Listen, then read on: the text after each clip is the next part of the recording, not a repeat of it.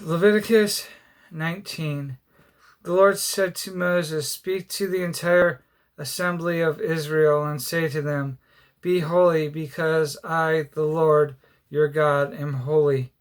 Each of you must respect his mother and father, and you must observe my Sabbath. I am the Lord your God. Do not turn to idols or make gods of cast metal for yourselves. I am the Lord your God.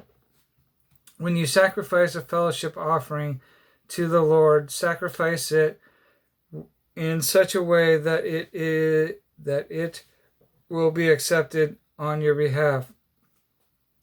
It shall be eaten on the day you sacrifice it, or on the next day. Anything left over until the third day must be burnt up. If any of it is eaten on the third day, it is impure and will not be accepted. Whoever eats it will be held responsible because he has desecrated what is holy to the Lord. That person must be cut off from his people. When you reap the harvest of your land, do not reap to the very edge of your field, or gather the gleanings of your harvest. Do not go over your vineyard a second time, or pick up the grapes that have fallen. Leave them for the poor and the alien. I am the Lord your God. Do not steal. Do not lie. Do not deceive one another. Do not swear falsely by my name, or so profane the name of your God. I am the Lord. Do not defraud your neighbor or rob him. Do not hold back the wages of a hired man overnight. Do not curse the deaf or put a stumbling block in front of the blind, but fear your God. I am the Lord. Do not pervert justice. Do not show partiality to the poor or favoritism to the great, but judge your neighbor fairly. Do not go about spreading slander among your people. Do not do anything that endangers your neighbor's life. I am the Lord. Do not hate your brother in your heart. Rebuke your neighbor frankly, so that you will not share in his guilt. Do not seek revenge or bear a grudge against one of your people, but love your neighbor as yourself. I am the Lord. Keep my decrees. Do not mate different kinds of animals. Do not plant your field with two kinds of seeds. Do not wear clothing woven of two kinds of material. If a man sleeps with a woman who is a slave girl promised to another man, but who has not been ransomed or given her freedom, there must be due punishment.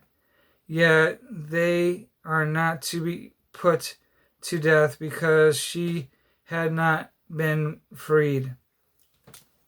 The man, however, must bring a ram to the entrance of the tent of meeting for a guilt offering to the Lord.